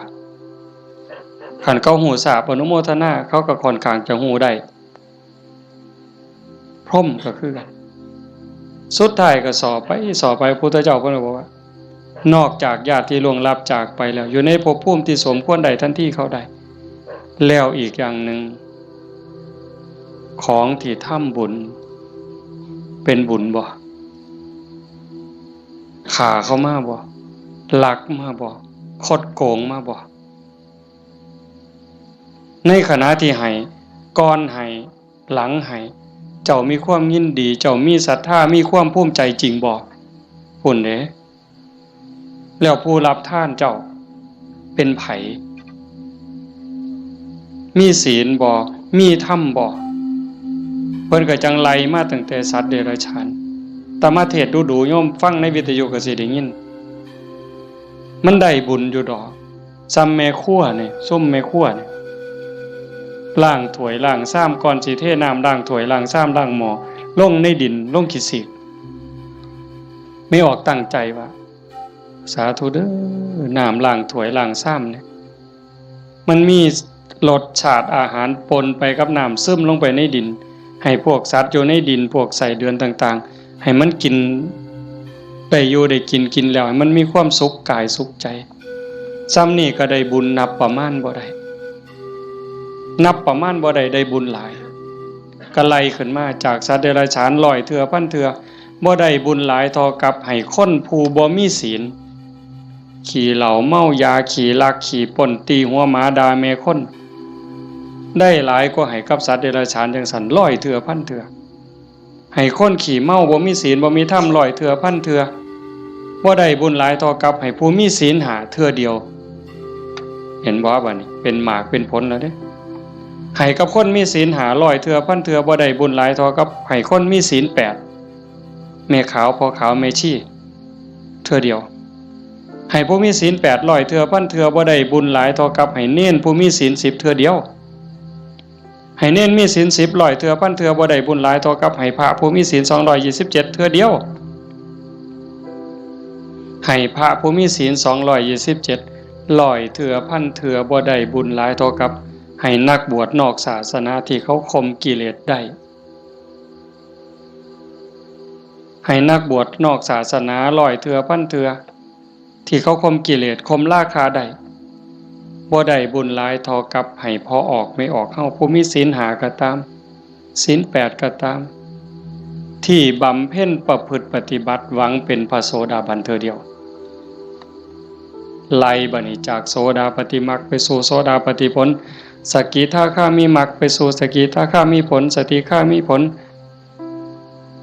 ไปสู่อนาคามีมรรคอนาคามีผลจากอนาคามีมรรคอนาคามีผลร้อยเทื่อพันเทื่อก็บ่ได้บุญหลายเท่ากับให้อรหันตมรรคคือผู้ปฏิบัติเพื่อเป็นพระอรหันต์เทื่อเดียวอรหันตมรรคร้อยเทื่อพันเทื่อก็บ่ได้บุญหลายเท่ากับให้อรหันตผลคือผู้สำเร็จอรหันต์แล้วเทื่อเดียวให้พระอรหันต์ร้อยเทื่อพันเทื่อก็บ่ได้บุญหลายเท่ากับให้พระปัจเจกพุทธเจ้าเทื่อเดียวพระปัจเจกพุทธเจ้าตรัสรู้คือพระพุทธเจ้าเก่งคือกันหมดผิดอย่างเดียวคือสอนบ่เป็นตรัสรู้เองโดยชอบบางครั้งบางคราวนี่อยู่น้ำกันเป็นพันเป็นหมื่นเลยโยมแต่ว่าสอนบ่ได้ตั้งศาสนาบ่ได้สร้างบริวารมาให้กับพระปัจเจกพุทธเจ้าร้อยเทื่อพันเทื่อบ่ได้บุญหลายเท่ากับให้พระสัมมาสัมพุทธเจ้าเทื่อเดียวพระสัมมาสัมพุทธเจ้าคือพระพุทธเจ้าเฮานี่ล่ะเจ้าชายสิทธัตถะมาเป็นพระพุทธเจ้านี่เพิ่นสอนคนตั้งศาสนาได้ให้พระสัมมาสัมพุทธเจ้าร้อยเทื่อพันเทื่อบ่ได้บุญหลายเท่ากับให้สงฆ์ให้คณะสงฆ์ที่มีพระพุทธเจ้าเป็นประธานเห็นบ่ให้สงฆ์ที่มีพระพุทธเจ้าเป็นประธานร้อยเทื่อพันเทื่อก็บ่ได้บุญหลายเท่ากับสร้างวิหารเทื่อนึงสร้างวิหารร้อยหลังพันหลังถวายพระพุทธเจ้าก็บ่ได้บุญหลายเท่ากับให้ธรรมะสอนธรรมะเห็นบ่นี่อาตมาได้บุญหลายอยู่เด้ที่อาตมาบ่ตายนี่มันก็ย้อนบุญตัวนี้เด้ให้ธรรมะเป็นฐานชนะการให้ทั้งปวงอาตมากำลังเว้าธรรมะบอกธรรมะให้ธรรมะแล้วเจ้าภาพเป็นผู้นิมนต์มาเจ้าภาพติดต่อบ่ได้บอกโยมไม่ออกท้องสุขนิมนต์อาจารย์เนี่ยโยมไม่ออกท้องสุขก็ได้บุญตรงนี้นำมาเนี่ยเห็นบ่คันบ่เจ้าภาพบ่เสนอบ่อยากมีแนวนี้พี่น้องก็บ่ได้ฟังธรรมในขณะที่ฟังธรรมอยู่นี่พระเพิ่นบันทึกเสียงพร้อมเก็บไปเปิดวิทยุฮือดีบ่ดีเพิ่นกำลังถ่ายทอดสดอยู่เดี๋ยวนี้จังหวัดอุบลอำเภอสำโรงอำเภอวารินอำเภอเขืองในฟังนำเฮายาโสธรมหาชนะชัยค่ำเขื่อนแก้วขอว่างฟังนำเฮาสุรินทร์โน่นหน้าไร่สำโรงทาบสังขะฟังนำเฮาเห็นบ่จากเจ้าภาพนิมนต์อาตมามาเว้าเนี่ยเพิ่นได้ยินนำเฮาหมดเฮาฟังกันอยู่นี่ประมาณ100แต่ฟังอยู่ทั้งบ้านเป็นพันบ้านนี่บุญสิเอาซ้ำใดเจ้าถามเบิ่งสิเอาซ้ำใดเฮ็ดถูกเฮ็ดแม่นเนี่ยมันเป็นได้บุญนี่มันจะเอาไปใส่ได้นี่บ่ต้องลงทุนหลายซ้ำเห็นบ่ทำบุญอุทิศให้โยมเฮ็ดอุทิศส่งไปหอดไปถึงชาโนโสนิพพานเพิ่นถามจังซี่ล่ะพระพุทธเจ้าอธิบายผู้รับท่านวัตถุท่านใจผู้ให้แล้วผู้จากไปอยู่ไสถามไปถามมาเพิ่นก็สอจอกหลอกแจกแหลกเพิ่นจะเข้าใจเนาะพระพุทธเจ้าว่าได้เฉพาะญาติได้ทันทีคือญาติที่เป็นปรัตถตูปชีวีชาโนโสนิพพานมันก็เลยถามสอเข้าไปว่าข้าแต่พระองค์ผู้เจริญถ้าเกิดว่าญาติของข้าพระองค์ไม่ได้ไปเกิดเป็นปรัตถตูปชีวีบุญนี้จะไปไหน พระพุทธเจ้าเพิ่นก็เลยว่าแบบอาตมาว่ามานี่ตั้งแต่สัตว์นรกไปเขาก็รอคอยบุญแต่เขารับรู้รับทราบอนุโมทนานำเขาก็ได้แล้วก็ให้จงเข้าใจว่าในวัฏฏะสงสารนี้จะไม่ว่างจากญาติของเธอที่เป็นปรัตถตูปชีวีหมายความว่าพ่อแม่พี่น้องลูกเต่าเราหลานสามีภรรยาในอดีตชาติก่อนๆพบก่อนๆผัวเฮาเมียเฮาญาติพี่น้องพ่อแม่เฮาที่ไปเกิดเป็นปรัตถตูปชีวียังมีอยู่เพราะว่าพ่อแม่เฮาบ่แม่นผู้นี้ชาตินี้อย่างเดียวจังซั่นโยมเฮ็ดบุญมื้อนี้ส่งไปฮอดพ่อแม่ในอดีตสามีพี่น้องลูกเต่าเราหลานในอดีตพร้อมแต่มื้อนี้ปรารภโยมพ่อใหญ่ทองมาแม่ใหญ่ที่พ่อใหญ่ทองแดงนี่ก็เสียชีวิตไปแล้วคือกันเนาะแล้วก็แม่ใหญ่ทองใบผู้ไว้ชนหมายความว่าลูกหลานเฮ็ดบุญหาเนาะอาตมาเห็นได้นี่ก็ว่ามันเป็นเจ้าภาพก็ต้องขออภัยก็บ่ผิดเพิ่นก็ฮู้จักและเข้าใจแล้วล่ะถือว่าญาติโยมเฮ็ดถูกเฮ็ดแม่นเด้อาตมาก็บ่ให้จบเพียงส่ำนี้ผู้ไปทำมาหากินกรุงเทพกรุงไทยแม่นเฮาบ่ได้ใส่บาตรบ่ได้ทำบุญก่อนหลับก่อนนอนไหว้พระนั่งสมาธิเด้อแม่นบ่ไปกรุงเทพจักคนนี่แม่นบ่เบิ่งท่าทางมาแต่กรุงเทพแน่ๆผู้อยู่บ้านใส่บาตรคันมื้อใดมันยากก็ใส่บาตรหน้าเฮือนคันมื้อใดมันพอไปได้ก็ไปจังหัน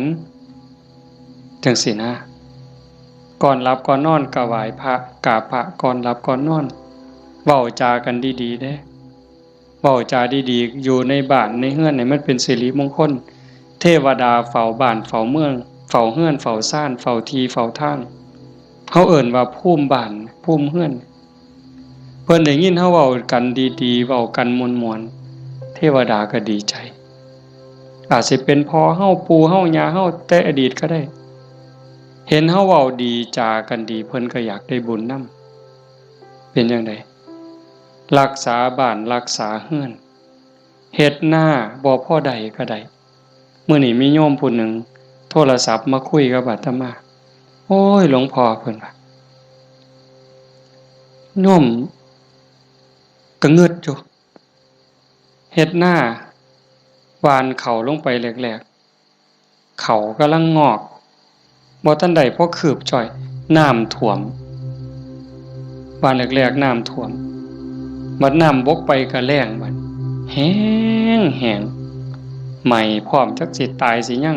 บัดฝนมาใหม่ก็บ่ค่อยได้ไปเบิ่งบัดไปเห็นบัดนี้ใบก็บ่เห็นมีแต่ห่วงเพิ่นว่าโอ้ยอันนี้จักแม่นบุญบอกกับผัวจักแม่นบุญเนาะเฒ่าเนาะเพราะว่าเพิ่นก็เฮ็ดแต่บุญนี่หลีนี่จังแม่นบุญอีหลีลูกก็ฮู้จักความผัวก็ฮู้จักความกว่าเทวดาพุ่นเพิ่นว่าอันนี้คือบุญเด้จังว่าเห็นพี่เห็นน้องลูกเต้าเราหลานเด็กเล็กเด็กน้อยเอ้าไปเหี่ยวจักเถื่อแล้วมันหลบมานั่งอยู่คือเก่านี่เฮาแต่ออกไปจักเถื่อมันหลบมานั่งคือเก่านี่คันบุญบ่หลายมันนอนปะง่องส่วนได้หนีไปนอนแล้วไปเบิ่งโทรทัศน์แล้วนี่คือบุญหลายเด้อพากันเลี้ยงลูกเอาศีลเอาธรรมเลี้ยงฝากโยมจักหน่อยยากก็อดเอาลำบากก็อดเอาอดเว้าดีอดคิดดีอดทำดีกับพี่กับน้องกับบ้านกับเมืองไปอยู่ไสก็อย่าสร้างปัญหาคันเฮาเป็นคนมีศีลมีธรรมอดกั้นจักหน่อยความรักความเมตตาก็เกิดแผ่เมตตาดูๆเด้หวังว่าในใจนี่ตั้งความรู้สึกในใจว่าทุกคนคือพี่คือน้องแล้วก็แม่นอีหลีซ้ำยังเว้าแต่ตอนต้นพระพุทธเจ้าเว้าซ้ำได้ว่าในวัฏฏะสงสารนี้ไม่มีใครเลยที่ไม่เคยเป็นพ่อเป็นแม่เป็นพี่เป็นน้องเป็นญาติร่วมสายโลหิตเป็นสามีภรรยากันมาก่อนทุกคนนั่งอยู่นี่แม่นหมดจังซั่นสิเครียดให้กันเฮ็ดหยังสิสร้างกันเฮ็ดหยังเอารัดเอาเปรียบกันเฮ็ดหยัง อีกบ่โดน ก็สิไปไผไปมั่นแล้วจังซั่นเวลาอยู่นำกันนี่เอาบุญนำกันติล่ะเว้าดีนำเขาก็ได้บุญแล้วคิดดีต่อเขาก็ได้บุญแล้วเฮ็ดดีทำดีต่อเขาก็ได้บุญแล้วเอาบุญนำกันอย่างอาตมาเว้ามันบ่จบว่างั้นเฮ็ดดีกับพ่อกับแม่พ่อแม่มีผู้เดียวในปัจจุบันคันเพิ่นตายนี้จากแล้วอยากเฮ็ดดีนำเพิ่นก็บ่ได้เฮ็ดอยากเว้าดีนำเพิ่นก็บ่ได้เว้าอยากหาข้าวแซ่บๆให้เพิ่นกินก็บ่ได้จังสั่นอยากให้เพิ่นกินหยังก็ให้เพิ่นกินซะอย่าจะไปจุดเทียนซะก่อนจังเอิ้นกินเด้บ่ได้กินเด้นั่นอยากเว้าดีๆนำเพิ่นก็เว้าตอนเพิ่นได้ยินอย่าจะจุดธูปเพิ่นอีแม่เอ้ยฟังเทศเด้อพี่บ้าแนวนั้นบ่ทันคิดว่าเพิ่นเสร็จขี้เฮาจักเทื่อจำบ่ได้มื้อนี้ถามโยมว่าผู้ใดท่านเสร็จขี้ให้พ่อให้แม่เนี่ยแล้วเพิ่นอาบน้ำเสร็จเนื้อเสร็จตัวให้เฮาจักเทื่อถามโยมว่าเสร็จให้เพิ่นจักเทื่อแล้วคือกันป้อนข้าวป้อนน้ำเพิ่นป้อนเฮาจักเทื่อเหยียดขาซอยลอยเอาลูกเหยียดขาไปนำแม่ลูกนี่ขาแข็งนี่เนาะตีนอยู่กับตีนแม่แต่ว่าหัวหนุนเข่าย่ำเข่าปนกับกล้วยมกใบตองเหย้าจำได้อยู่บ่โยมหางสอนต่อยปั๊บใส่ปากต่อย4เทื่อ5เทื่อก็บ่ทันหมดอันน้อยๆนั่นหมดข้าวมกหมดเอามือจุ่มน้ำหยดป๊อกป้อนบ่ทันแล้วขี่พวดใส่ขาเครียดก็บ่เครียดจมก็บ่จมเซ้ยเห็นบ่มื้อนี้มีผู้ใดท่านได้เฮ็ดแน่อาตมาก็บ่ทันได้เฮ็ดคือกันเฮาสิเป็นหนี้บุญคุณเพิ่นส่ำใดจังซั่นเพิ่นจากไปแล้วแนวอยากเห็นแนวอยากฮู้สมมุติว่าจิตวิญญาณเพิ่นล่องลอยฮู้เห็นเฮาอยู่อยากเห็นลูกฮักกันอยากเห็นหลานฮักกันทุกข์ยากก็ช่วยเหลือแบ่งปันคือพี่คือน้องอย่าใส่เฮ็ดคือบางซุ่มเด้บางซุ่มนี่จูงแขนกันขึ้นโลงขึ้นศาลจะแม่นเพิ่นเก่งหลายน้องกับอ้ายฟ้องกันบ่แล้วโอ้ยจะแม่นพี่พ่อแม่สิเป็นทุกข์หลายจังว่าเฮาบ่เอาแนวนั้นเด้อมื้อนี้สมควรแก่การเวลาใส่เวลามาชั่วโมงเกือบครึ่งอะโยม25นาที26นาทีก็เห็นว่าสมควรแก่การเวลาขออนุโมทนาสาธุทุกคนทุกท่านน้อเจ้าภาพบ่อ่านก็ได้ดอกถือว่าทุกคนคือเจ้าภาพหมดมื้อนี้เฮาตั้งใจอุทิศบุญกุศลที่เกิดที่มีส่งไปถึงดวงจิตวิญญาณของโยมพ่อใหญ่ทองมาแม่ใหญ่ที่บุญชาลีโยมพ่อออกทองแดงโยมแม่ออกท่องใบสาสังแล้วก็ปู่ย่าตายายญาติโกโหติกาที่ล่วงลับจากไปแล้วตั้งแต่ชาติใดภพใดเวลาใดก็แล้วแต่มื้อนี้เฮาได้ตั้งใจอุทิศบุญกุศลส่งไปถึงท้ายที่สุดก็ขออาราธนาอ้างอิงอำนาจแห่งคุณพระศรีรัตนตรัยคุณของพระพุทธเจ้าพระธรรมพระสงฆ์และอำนาจแห่งบุญกุศลคุณงามความดีที่มีทั้งหมดทั้งมวลที่ญาติโยมทั้งหลายได้สร้างได้ทำนี้ส่งไปถึงดวงจิตวิญญาณของโยมพ่อใหญ่ทองมาแม่ใหญ่ที่บุญชาลีโยมพ่อใหญ่ทองแดงโยมแม่ใหญ่ทองใบสาสังให้ได้รับหูรับทราบถ้าสามารถรับหูรับทราบได้โดยตนเองก็จงอนุโมทนาสาธุรับเอาหากบ่สามารถจะหูได้ด้วยตนเองก็ขอฝากข่าวบุญข่าวกุศลที่ลูกเต่าเล่าล้านญาติพี่น้องได้สร้างได้ทำทั้งหมดบ่ว่าสิเป็นการให้ทานการรักษาศีลเจริญภาวนาฟังเทศน์ฟังธรรมอ่อนน้อมถ่อมตนค้นคว้าที่ชอบค้นคว้าในสิ่งที่ชอบอุทิศส่วนบุญอนุโมทนาบุญทำความเห็นในถูกต้องถูกตรงนี้ฝากไปกับเหล่าเทพเทวดาพระนางธรณีภูมิญาณวิถีอันเป็นทิพย์ จงนำข่าวบุญข่าวกุศลส่วนนี้ไปแจ้งแก่ดวงจิตวิญญาณของโยมพ่อใหญ่ท่องมาแม่ใหญ่ที่บุญชาลีพ่อใหญ่ท่องแดงแม่ออกท่องใบสาสังให้ได้รับหูรับทราบแล้วจงอนุโมทนาสาธุรับเอาหากว่ามีความทุกข์ก็ขอบุญกุศลส่วนนี้ทายถอนให้ได้พ้นไปจากความทุกข์หากว่ามีความสุขดีอยู่แล้วก็ขอบุญกุศลส่วนนี้จงส่งเสริมให้ได้มีความสุขยิ่งขึ้นไปสุดท้ายก็ขอให้บุญกุศลเหล่านั้นจงสะท้อนย้อนกลับมาปกปักรักษาคุ้มครองญาติโยมสุขสุขคนให้เป็นผู้มีสุขภาพกายสุขภาพจิตที่แข็งแรงอายุมั่นขวัญยืนมีความสุขกายสุขใจปรารถนาสิ่งหนึ่งประการใดหากเป็นไปโดยชอบประกอบโดยธรรมก็ขอให้ความหวังความปรารถนานั้นจงสำเร็จทุกๆประการโดยทั่วกันทุกท่านทุกคนเถิดจังไปฟังอย่าหมอมันมีของใหญ่เด้อใหญ่เด้อไปนู่นกุลมเด้อแจ้งให้ทราบปัจจัยที่ญาติโยมถวายในมื้อนี้เด้ออาตมาสิเอาเมื่อวัดส่วนหนึ่งสิไปซื้อขี้ดินได้ยินอยู่เนาะว่าในวิทยุเนาะสิซื้อขี้ดินเพื่อให้บุญกับโยมพ่อใหญ่แม่ใหญ่นำนี่ล่ะ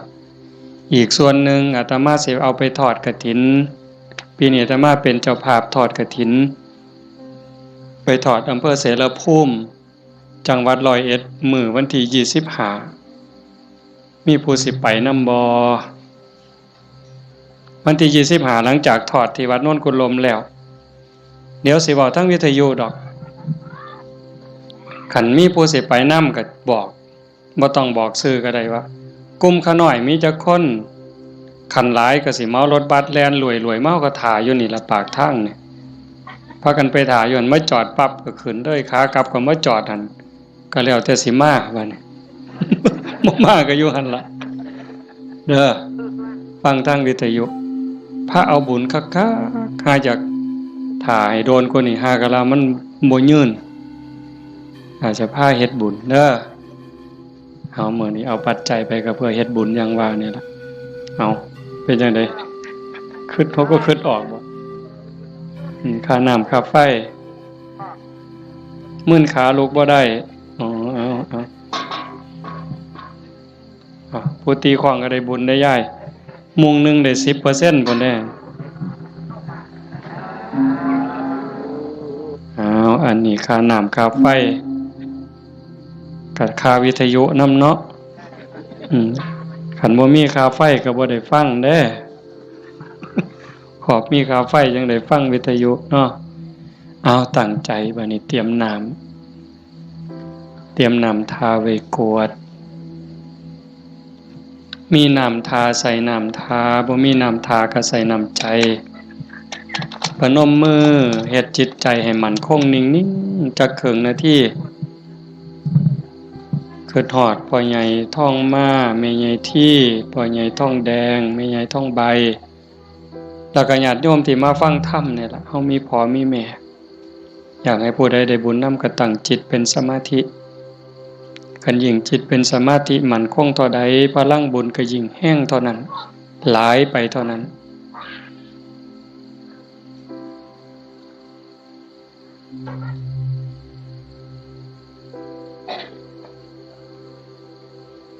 ยะถาวาริวหาปุราปาริปุเรนติสาครังเอวะเมวะอิโตทินังเปตานังอุปกัปปติอิจิตังปฏิตังตุมหังคิปเมวะสมิจจตุสัพเพปุเรนตุสังกปาจันโทปนรโสยะถามณิโชติรโสยะถา